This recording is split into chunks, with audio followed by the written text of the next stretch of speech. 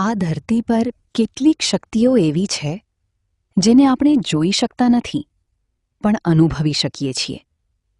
એવી જ એક શક્તિ છે મેલડી માતાજી. ગુજરાતના ગામડાઓમાં એક નામ જે ભક્તિ સાથે બોલાય છે અને ભય સાથે પણ. જ્યારે અન્યાય વધે છે ત્યારે માતાજી પ્રગટ થાય છે. કહેવાય છે કે મેલડી માતાજી ભક્તોને ક્યારેય એકલા નથી છોડતા, પણ જે ખોટું કરે છે તે માટે તેઓ પ્રકોપ બની જાય છે.